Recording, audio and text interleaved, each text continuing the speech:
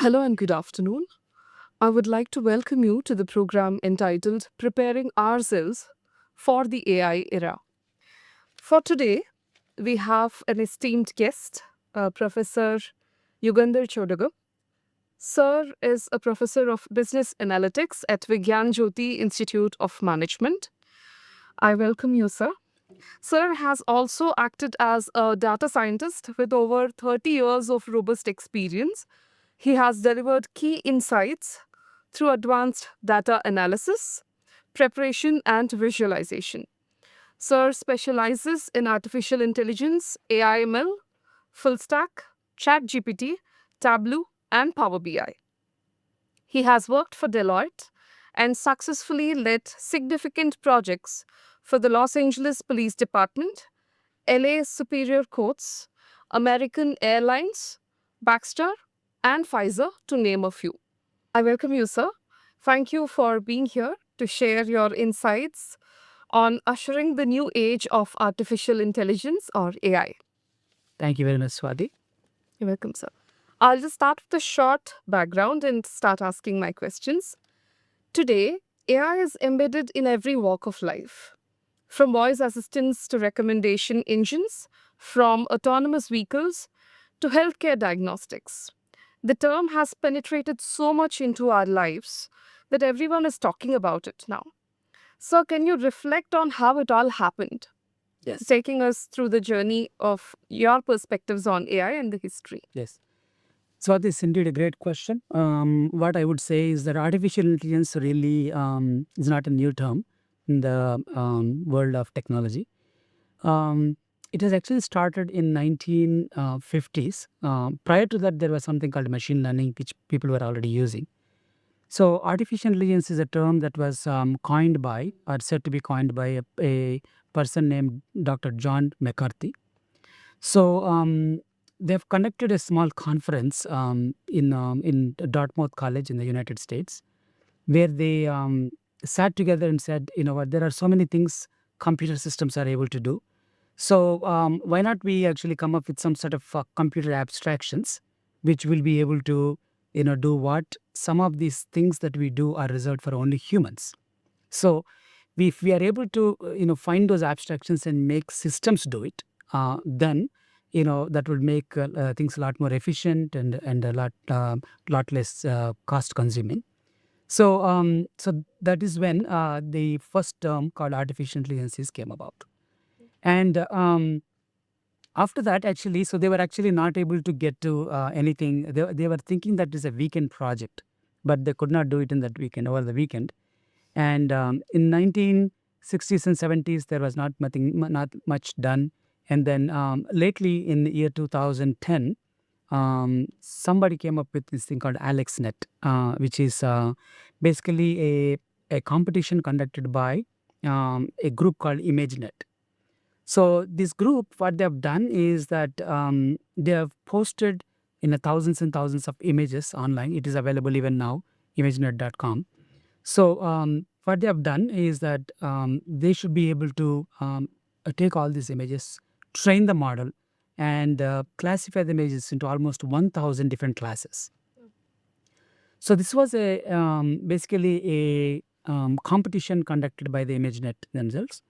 And in that competition, three people from University of Montreal, one is Alex, and second one is Ilya, currently is in the forefront of AI technologies, and the third one is Mr. Jeff Hinton. So these three proposed this model called AlexNet. So that's when the true power of AI came in, when they created this model AlexNet, which was able to improve the percentage of classification by 26% or so compared to the prior versions. And then that's when the actual artificial intelligence boom has started, 2012 timeframe. And there was so much money invested in image processing, image classification, and so on. And there was so much focus on autonomous vehicles. People spent billions of dollars. Companies like Waymo from Google and GM and so many other companies started this. Autonomy from Singapore. they've started all these companies, various companies to lead this autonomous vehicle revolution, if you ask me, right? Yeah. So in 2022 June July timeframe, Uber was also into this business of autonomous vehicles, and there was a huge accident. Not huge accident, it's a small accident, but this car actually killed a woman that was walking by. And with that, everybody was so disappointed, and they were, going down. And then COVID was about to, hit entire world in 2022 timeframe.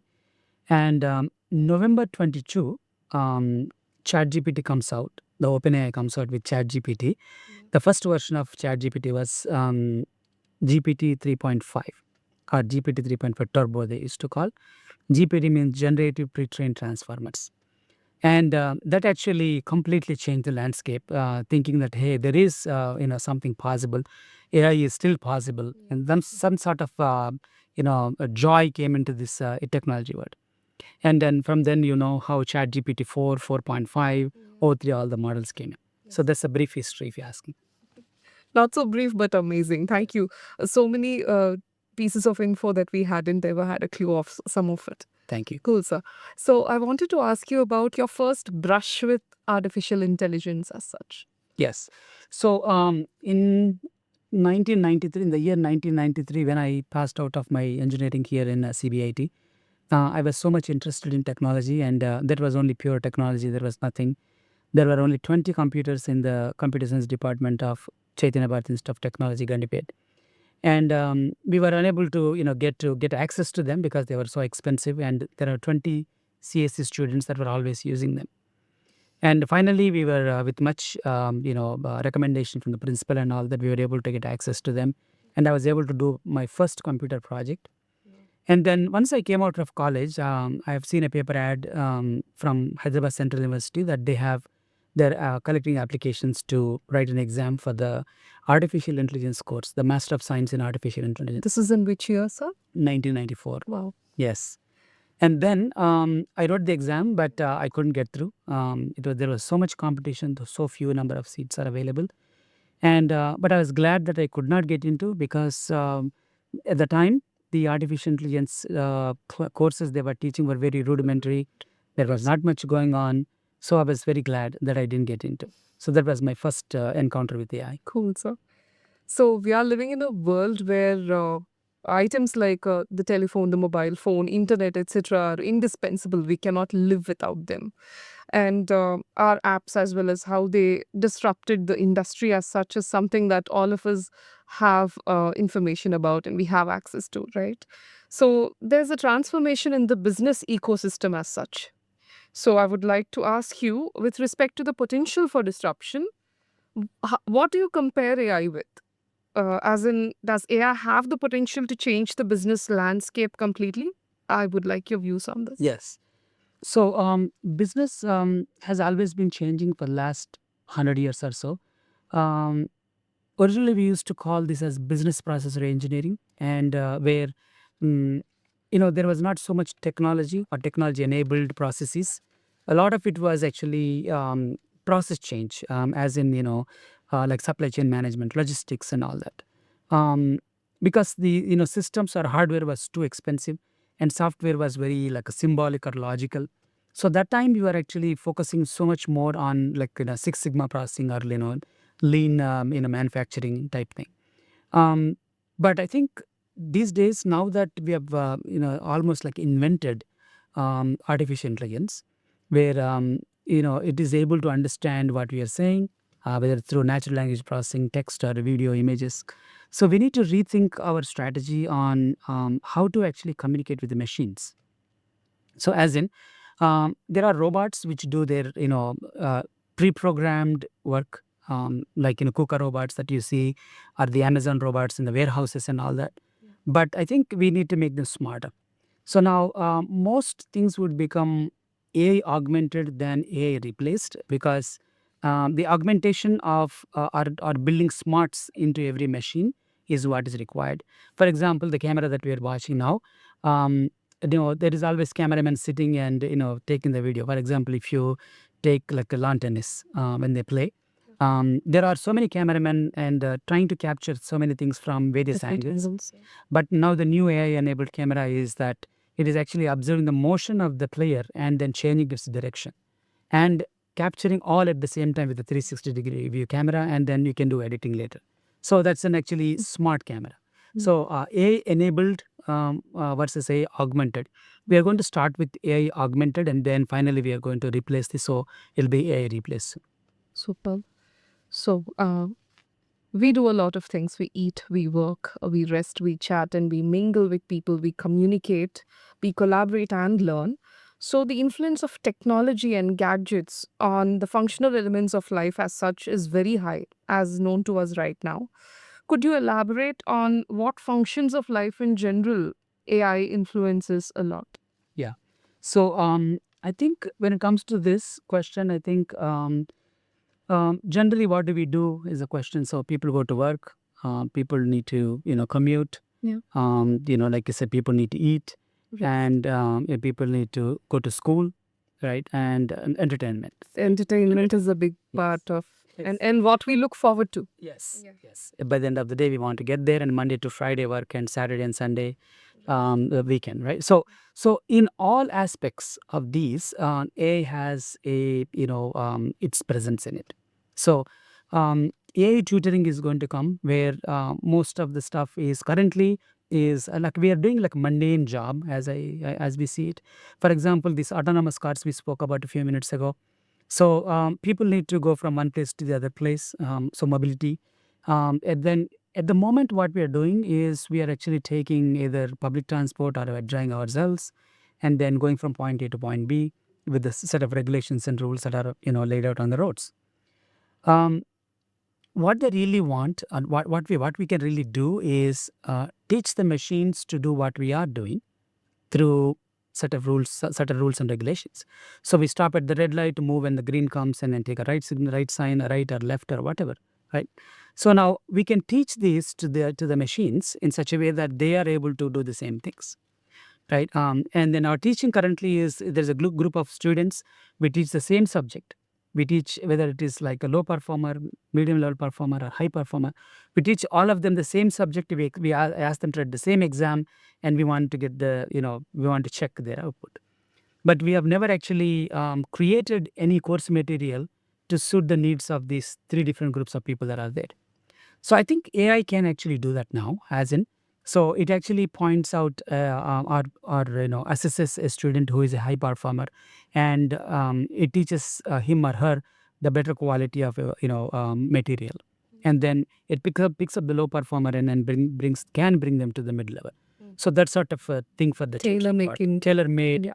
right? Hyper personalized, we call. Hyper personalized material can be given, assessment can be done. So that is forms tutoring.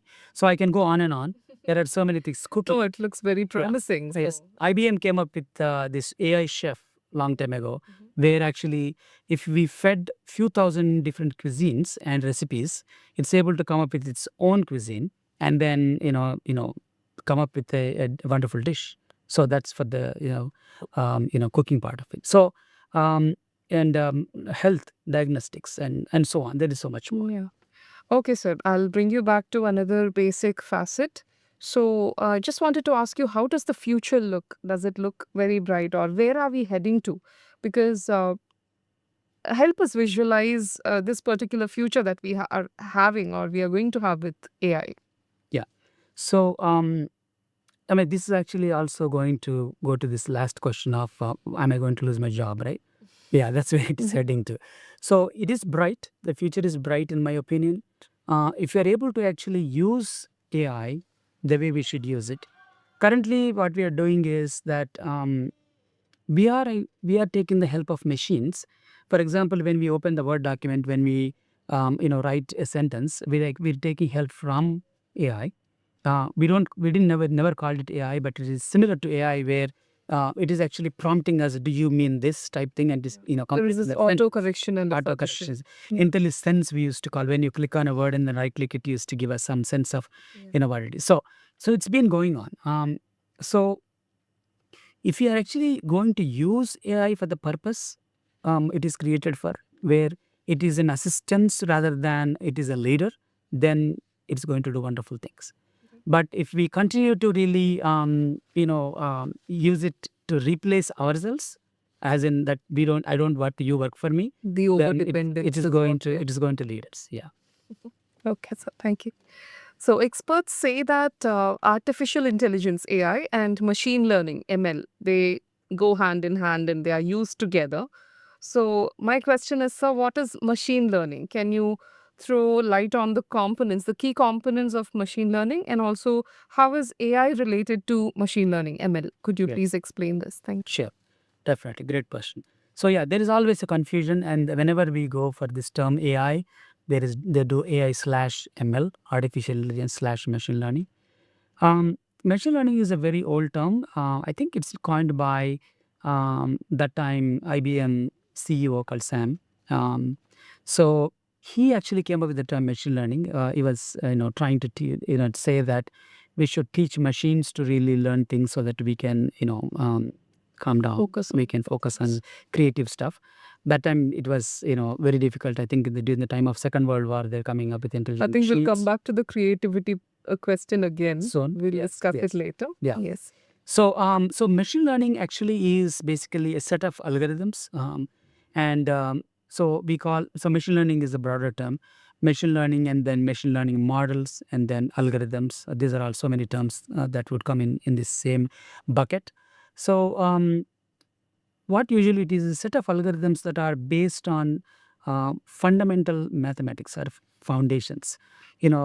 Goes from algebra to calculus, right?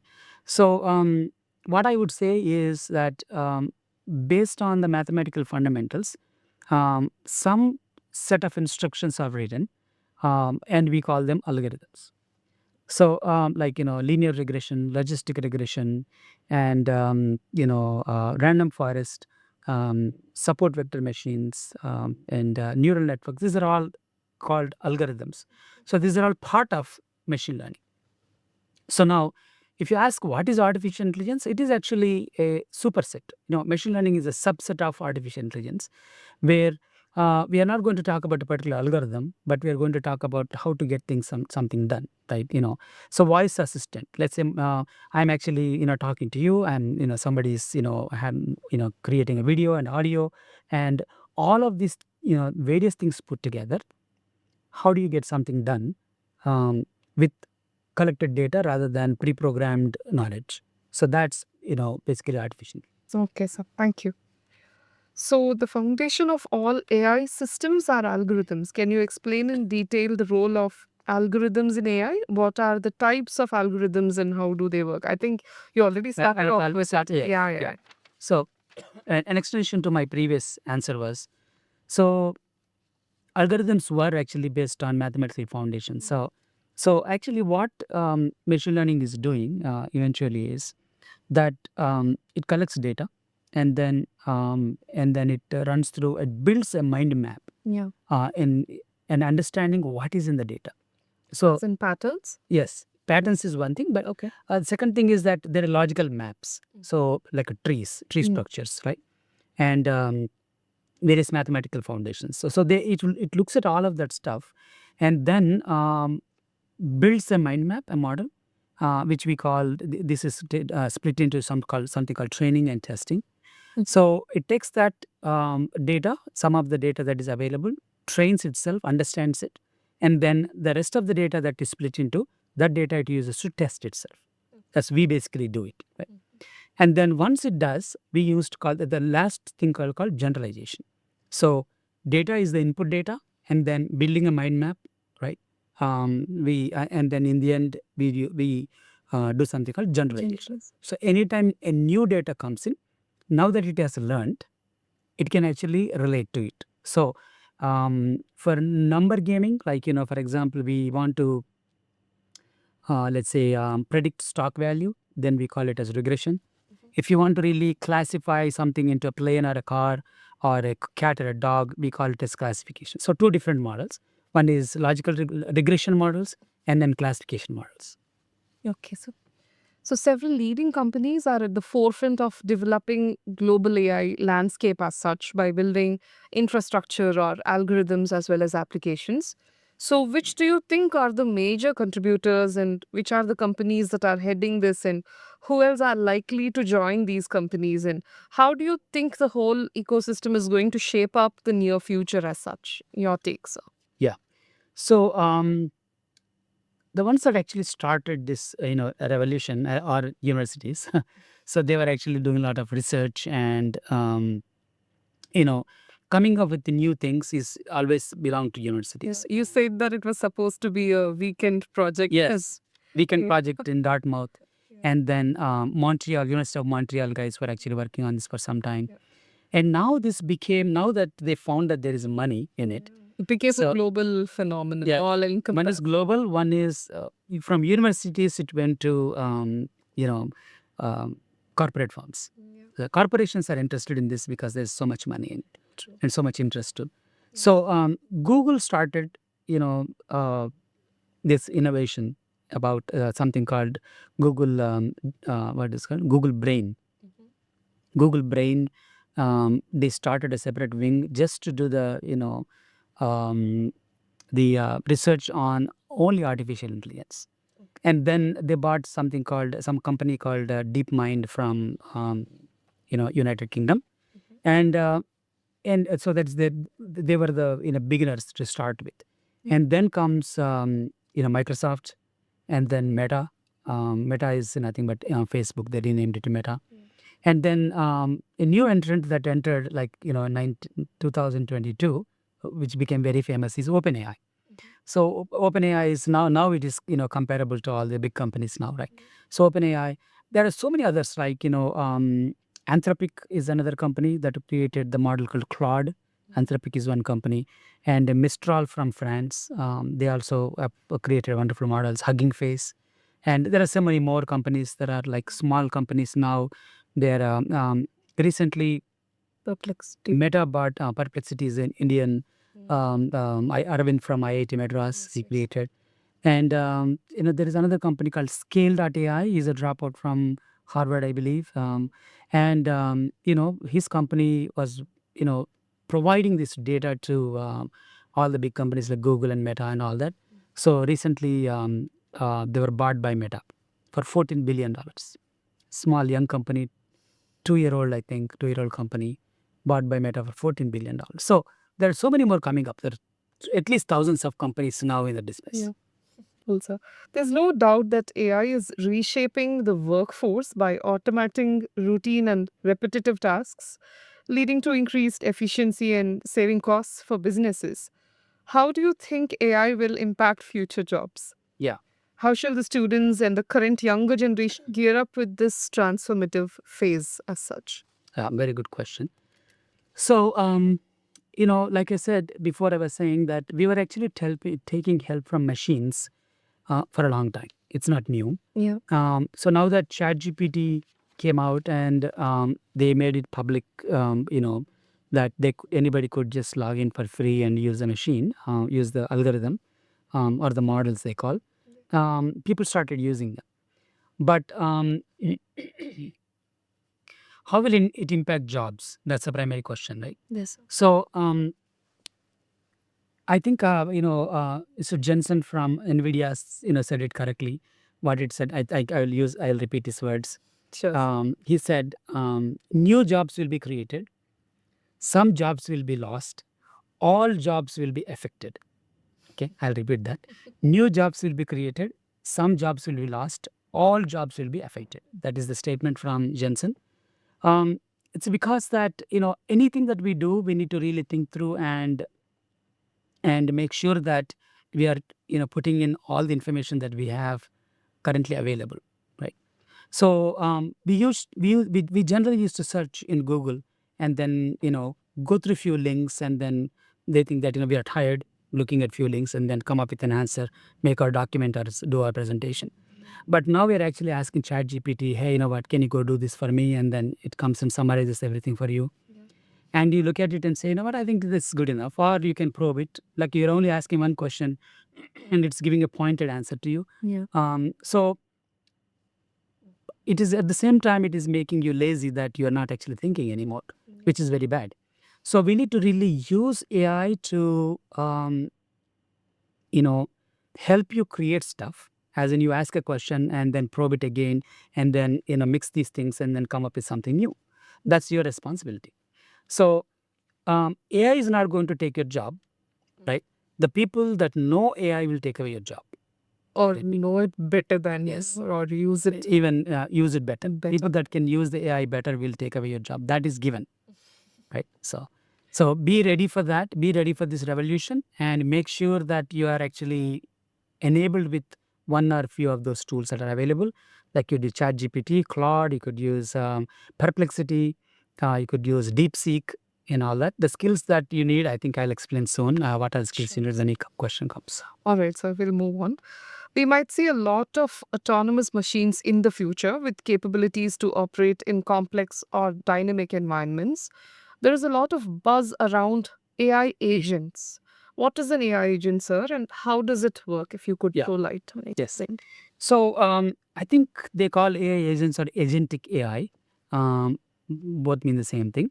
What actually is happening is that currently ChatGPT is giving us, it's throwing us a bunch of text, or it is giving us images, it is giving us videos, or it is giving us, some maybe audio files, right? All that. So what we really want though is that we want the actions. So there is like this theory called perceive, think, and act. So first you need to perceive it, and then think about it, analyze it, and then act on it. So we are only able to see now. Perceive is basically collecting the data. Machines are able to collect the data. So when we are going on the road, actually, when we are driving, we are looking at the traffic and then making our decisions. We look at the red light and we stop. We look at the green light and go. Amber, we quickly stop. So that means we collect the data, we look at the environment, and we make the decisions. So currently, all the AI that we have in technical terms is called ANI, artificial narrow intelligence. Humans are, AGI, that's artificial general intelligence. There is another term called ASI, artificial super intelligence. So what we generally see in Hollywood, Bollywood, Hollywood movies is ASI. They scare us by showing so many things that AI can do. But what we want to get to is really AGI, right? Right now we are at ANI, which is narrow intelligence. ChatGPT is basically narrow. It's only doing one thing and one thing only. It does perfect job of that. So when we to move to AGI, we want these instructions that it is giving us, right, also to be acted upon, right?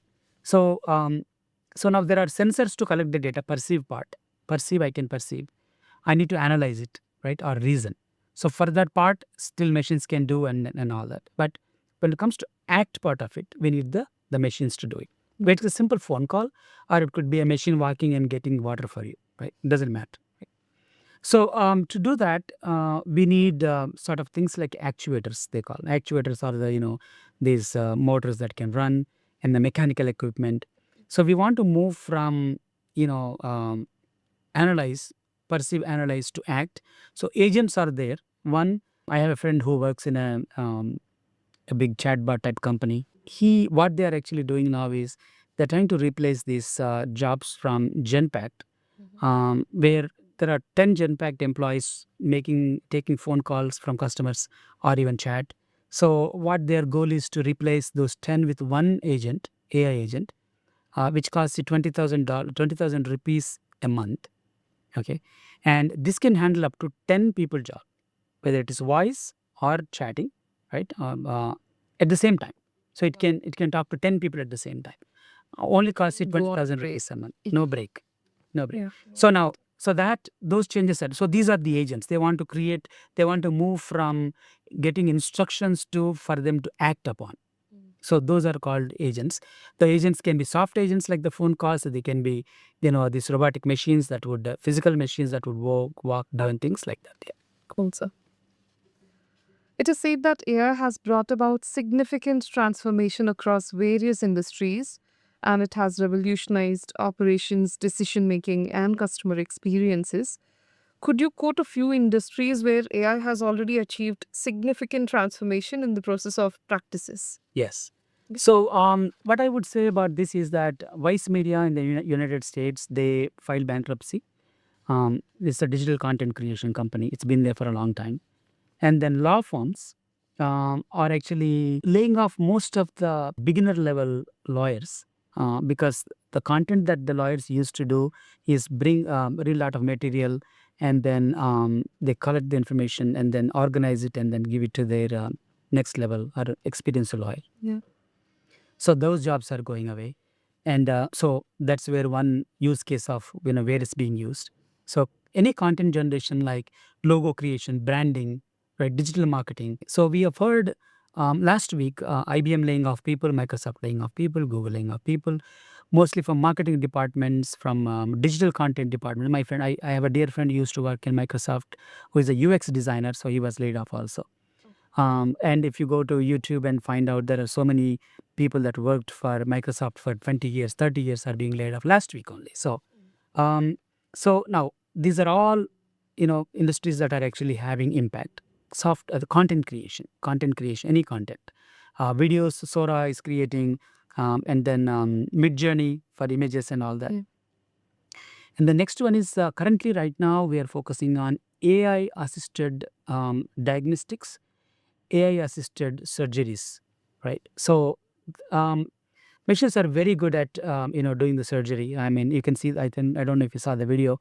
It cuts a grape very very nicely and then stitches them together. Yeah. So and the sutures, Yeah, banana peel sutures as well. yes, or even the grape, right? Yeah. So it was able to do a much better, perfect job and compared to a human. So those jobs, right, are going All to these precision-oriented, precision-oriented jobs. field-oriented And then research, yes, basic research. yeah, medical. I would say medical, and then entertainment. Like legal, right? And so many more are lined up. So they're all going away. Yeah. Cool, sir. The rise of AI is reshaping economies and industries as well as changing, transforming daily lives. So, as AI continues to automate tasks, to analyze data, and to make intelligent decisions, I'm sure that it is also influencing the cost of products and services globally.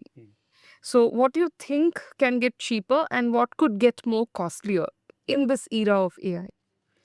So what could get cheaper is that whenever something gets created at lower cost. I mean, cost to make something becomes lower as you see. Um, so I think more and more I would see that any currently with the ANI, like I spoke about, content creation, anything digital content creation is going to go way down because, for example, coding, I required really about 10 people, to do something. Now I can get the same thing done with 2 people because AI is able to take the burden, right, of the other 8 people. And so what becomes expensive is really the hardware, which is that H100s that NVIDIA manufactures in Taiwan. TSMC produces them. Those are becoming more expensive, or even better chips will become more expensive. And recently, last week, something became even more expensive was Meta trying to poach people from OpenAI. Trapit Bansal and team, they paid $100 million as bonus. Okay. And their compensation is way higher than that. So they got 11 people, each $100 million. So $1 billion they paid for people, 11 people. And then $14 billion they acquired a company called Scale Data AI. Imagine the amount of investment that is going. People are becoming more expensive if you are actually, way too intelligent than others. Right. So, we don't know where it is going, but so we need people, but super smart people. We need machines, super intelligent machines. They are way more expensive than anything else. But so the if something is able to be produced very commonly, like a text or a video or an audio, that cheaper. Like they're literally giving away, right, for free. Chat GPT is like Studio Ghibli images. How many people in India generated those because they're free? They were able to generate them. That's true. So AI is capable of now generating music, painting, artworks, or writing poetry, designing products, and even producing films. There's an increase in the number of artists, writers, content creators, and professionals that are making their job easier by using AI tools. Even novels are written in collaboration with artificial intelligence. So, in this scenario, do you believe that AI will kill creativity in people? In your response to one of my questions also, you were talking about how people are becoming more lazy and then accepting like an idea or a basic research which is done by AI. Yeah. And we are getting used to delegating so much of work and being okay with whatever is generated. So what do you think are the potential dangers of using AI, especially in the creative fields, so Yeah. to say, sir? So there are several dangers in this. One I would basically see is that it's a human tendency to delegate something to someone else or outsource, right? Hey, if you can you please take care of that because I want to focus something on more important, right? If somebody else can do this, I will go focus something on something else. So this is the general tendency of human behavior, right? So what I would say is that yes, it will kill creativity if, first of all, if your work can be replaced by a machine, that means you are actually not doing a high quality work to start with, right? That is the challenge. The challenge is that is my work so unique that only I have to do it, or 10 others can do it, right?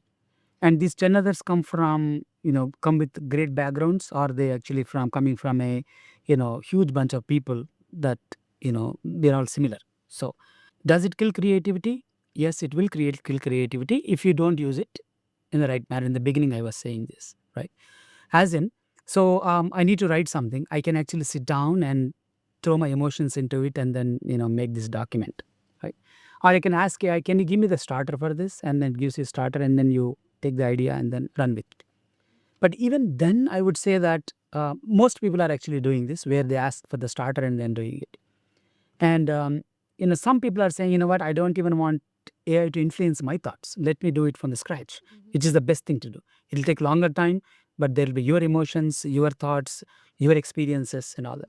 So once you write this, there is another group of people that will feed AI and say, can you actually modify this in a better way and Or make it better? make Yeah. it better? So yeah, I think there is a danger for that. But the good part I would say is that you must use AI where it is required, right? Just so that you are not missing out on some things that are valuable to the person that you are sending this material to, right? I want to do a presentation, but sales presentation, let's say, and I go there and I present it, and somebody asks me a question saying, hey, you know what, that's already there. Why did you not know that? So you don't want to become a fool in front of them. So you better vet your content before you actually go to a place where you're going to present, or a place where you're sending this material. So that is required. So, do you think this is an insult to human intelligence, actually shunning creativity? And I think there was these dialogue on the Ghibli content that was coming out. The founder of the Ghibli studio himself, Miyazaki, was commenting on this and saying it's an insult Hmm. to creativity. I don't So, know. give your I mean, comment. it's difficult to really say that it's an insult because they tried to sue OpenAI for collecting internet data and training their models. Right now, actually, I don't know if it is insult. Really, I mean, I'm no good person to talk about that. No, But sir. You're an expert. actually, the thing is that um, it's all getting muddled up now. We don't know where we are going, right? So Meera Murati, the OpenAI, now she's not with OpenAI anymore, but she was the CTO. When she was asked the question, where did you get all these videos from? She said she couldn't comment, and then she said, did you get from YouTube? And then she didn't answer that question. So where else did you get the content from? So they have used all the content available in all the content, almost all the available on the internet to train their models. So Studio Ghibli, so many people enjoy, and then there were no probably copyrights on that, and then they used it. So Could you care to comment on the safety of this particular aspect of AI? How safe is it, safe and the privacy aspect as well? privacy, safety, and okay. Yeah. So I mean, there's a great danger actually, if you ask me. Things like porn content or child porn, especially. These things are very, very difficult to handle because if this technology goes into the wrong hands, Yeah. um, things will be messed up. So I think, if you know that there is one case called some movie actress, Mandana. Yes, Rashmika Bandana. Yes. There was a deep fake. Deep fake. Yeah. So deep fakes are a big danger. And then deep fakes video, deep fake audio. Somebody can say that, Prime Minister Modi said this exactly the way he said it, the lip movement with his body language and all that. No doubt. And the voice copy Yes. as well. Yes. So now that is a big problem. It's a big problem. So that is the bad side of it. And credit, fraud, right? Credit card fraud and enacting as someone else, right? Two people, not just the voice and the video, but even impersonation, right? Yeah. All of those things, it is leading to that, that side of the thing, right? One is so personally information, identifiable information is there everywhere on the internet, like other cards and all that information is there. Videos are there. It's a bigger problem to celebrities because their pictures are everywhere, their videos are everywhere. So bigger problem for them. For a common man, it may not be as much a big problem as it is.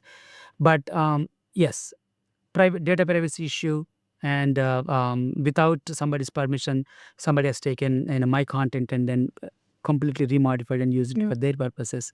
Those are all. So accessibility as vulnerability. Yes. By this time, we understand that AI is creating a tectonic shift in the way the industries are functioning today. There are going to be associated risks and they need to be mitigated as well. So, what, according to you, are the primary ethical concerns in the development and deployment of AI systems? I know we touched upon one aspect Yes. of it Yeah. already. I think the bigger thing than this is actually data privacy, right? So we have actually given data to, let's say, Government of India for some purpose. Now most of our data related to our families and our taxes and everything is the government. Somebody can hack into it and use it for a different purpose. So that data security becomes a very big issue, right? Um, Now, who will really control that? So there's got to be a legal setup for that. Parliament has to come up with rules and regulations on what can be used, what cannot be used. This is very similar to the data privacy that in Indian government came in the last term, Modi government, that all the data that gets generated in India must stay in India. Because, like say Amazon, Netflix, and all of these guys, these big companies, they have lot of the data related to the world in various places. Some of it is in Mumbai, some of it is in Hong Kong, some of it is in Oregon, Portland, Oregon, some of it is in East Coast, right? So now Indian government came out and said, you know what, you need to have all the data that's ever generated in India should be in India only, right? There's a reason for that. One is that we need to have our own data centers. You can do all your algorithmic logic and whatever. Like when you book Uber, it is actually the decision is made in San Francisco. Your data is going to San Francisco and coming back for years, right? So the data is actually sitting there. Logic is sitting there. Ramesh or Suresh, should get a cab or get a, what price, such pricing and all that. Decisions are made in San Francisco. So now the data is here. The logic can be there, but data must be residing. So the privacy is a concern, right? Not just now, but for any time, it is a concern. How do we mitigate based on rules and regulations? And Indian government has not spent so much money on artificial intelligence yet. So 100 billions is, let's say spent all over the world. India spent 1 billion out of it. So they have to come up with new laws and regulations to mitigate the risk. Thank you for your response. So, the transformation brought in by AI systems will touch a lot of people in the future. How do you see the societal impact in the near future from AI? Do you think AI will be accepted and adopted by all segments in the society? Yeah. Are we doing only those things that society accepts? I don't think so, right? So, yeah. So I think what really, what would society have a problem with is that rich people are becoming richer and poor are becoming poorer. That is a major issue, right? Only few people have access to things. Right? So now we have access. So actually, India is much more blessed than many countries because we have mobiles. Mobile phones are there. Internet is there, right? Most places at an affordable cost. So people are able to use internet, and if you have access to internet, then you have access to any of these AI tools to start with. Starts with education, right? So as long as there is people are moving away from poverty to the next level of richness, then nobody would object. But if rich people are continue to become rich, and then poor people are staying that way, and access to health, access to sort of like mid-level luxuries, not really super luxury, and all that, I think there will be acceptance, and it can be clearly seen even in villages or towns if AI is impacting their lives. AI tools are already used in early medical diagnosis in various illnesses. So, do you believe that AI will handle critical and highly sensitive functions in the near future? For example, performing medical surgeries by autonomous machines. Do you see that possibility? Yeah, actually, so robotic surgeries are currently happening. The other day, there was a knee surgery done by SVS Medical College by Dr. I think KG Reddy, somebody. He's from Apollo, I believe. And he did the surgery in SVS Medical College live, knee replacement. And so it is going in that direction. Uh, when it will be completely autonomous, or when it will be completely handled by AI, is no one knows really. Because the machines are becoming smarter and smarter. There are now 1 million robots at Amazon warehouses now. 1 million robots that have replaced so many humans. And I think in Thailand there is a juice producing factory which has only 200 employees but supplies the juice, 4 types of juices worldwide. So completely machinery is being used for that purpose. So um, the next thing that can happen is robotic the revolution, and out of them the big one is humanoid robots. So many people are spending time and money. Optimus is a robot by Tesla, so they're betting big on it, and China is producing their own robots and all that. So humanoid robots are the big thing. So it could go into that surgery level, precision robots also. Cool, sir. Thank you. We know that Gen Z demonstrates a high level of technological adaptability. This creates both advantages and drawbacks. So, what's your advice to Gen Z, sir? So Gen Z, the big thing that I have for Gen Z really is that this mobile phones are making them dumber. Not even not even AI. So they are continuously, So either they are bored or they are lonely. If they're bored, they scroll through, right? The infinite or doom scrolling or infinite scrolling. And if they are lonely, they want to chat with somebody. It used to be voice chatting. Now it is text chatting, and chat gpt is actually becoming their friend, right? um, not here, but in western countries, so many people created their own avatars in AI, and they're talking to them as if it is their friend. So Gen Z can actually, first thing that they could use is, first of all, learn to become strong in using one of these AI tools, prompt engineering. So become better, prompters. After Second thing is that they should have fundamentals like mathematics, coding, and logic, and computer science, and even go into the line of physics, right? Mm. That is the second thing. Third thing is that they should really look for those resources that will improve their interpersonal skills, and putting all this thing together, interpersonal skills, and STEM skills, science, technology, engineering, mathematics, along with their capability to use these tools better. um, that as a package will make them better. Gen Z would become stronger only if they were to use all the available tools, because they're freely available. Or 10 of them can buy one subscription from ChatGPT or Claude or anything, and then they can become better students, or or even the founders of new companies. Thank you so much for adding so much pomp and your girth of knowledge, bringing this particular richness and answering all the questions with so much rigor, sir.